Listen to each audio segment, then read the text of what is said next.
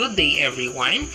We are the Group 3 and we are here to present our report about contemporary learning theories and psychologies, their impact in EPP teaching. The objective of this lesson is to explain the significance of the learning theories of Bruner and Gagne in the teaching or learning process of the different skills in EPP subject. Okay, let us all discuss about Jerome Bruner and discovery learning. What is discovery learning? Discovery learning was introduced by Jerome Bruner and is a method of inquiry-based instruction. This popular theory encourages learners to build on past experiences and knowledge, use their intuition, imagination, and creativity, and search for the new information to discover facts, correlation, and new truths. Learning does not equal absorbing what was said or read, but actively seeking for answers and solutions. So we have 5 learning principles that we need to learn. Are you ready? Let's go and let's learn the 5 learning principles. Principle 1. Problem solving. Instructors should guide and motivate learners to seek for solutions by combining existing and newly acquired information and simplifying knowledge.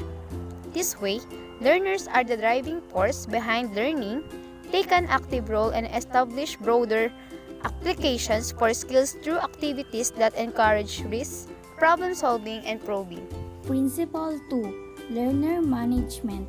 Instructors should allow participants to work either alone or with others and learn at their own pace. This flexibility makes learning the exact opposite of a static sequencing of lessons and activities, relieves learners from unnecessary stress, and makes them feel they own learning. Principle 3. Integrating and connecting. Instructors should teach learners how to combine prior knowledge with new and encourage them to connect to the real world. Familiar scenarios become the basis of new information, encouraging learners to extend what they know and invent something new. Principle 4. Information analysis and interpretation. Discovery learning is a process-oriented model and not content-oriented, which means the importance of knowledge application but not information memorization. Students learn to analyze and interpret the acquired knowledge rather than memorize the correct answer. Principle 5. Failure and feedback. Learning doesn't only occur when we find the right answers. It also occurs through failure. Discovery learning does not focus on finding the right end result, but the new things we discover in the process. Based on this quote, each failure is one step closer to success. The second psychologist is Robert Gagne and learning hierarchy. Robert M. Gagne, an American educational psychologist, proposed a system of classifying different types of learning in terms of the degree of complexity of the mental process involved. He identified 8 basic types and arranged these in the hierarchy. The lowest 4 order tend to focus on the more behavioral aspect of learning, while the highest 4 focus on the more cognitive aspects.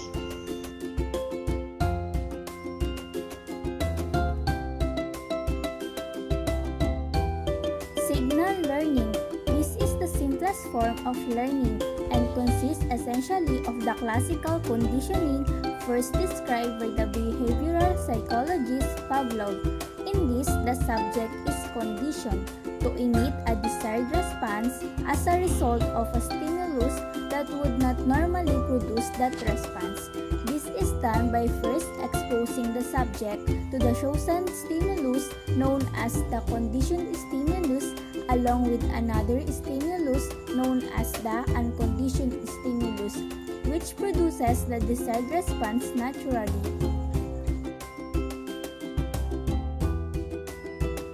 Stimulus response learning.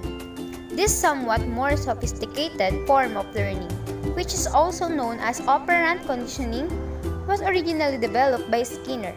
It involves developing desired stimulus response bands in the subjects through a carefully planned reinforcement schedule based on the use of rewards and punishments.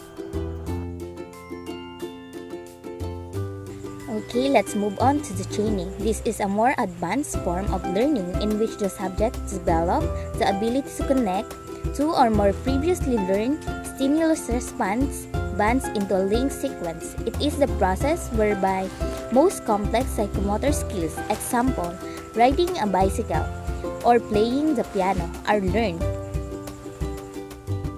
Verbal association. This is a form of training in which the links between the items being connected are verbal nature.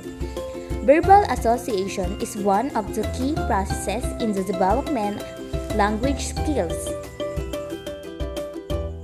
Discrimination learning. This involves developing the ability to make appropriate or different response to a series of similar stimuli that differ in a systematic way. This involves the development of the ability to differentiate an object. Concept learning. This involves developing the ability to make a consistent response to different stimuli that form a common class or category of some sort. It forms the basis of the ability to generalize or classify. Rule learning.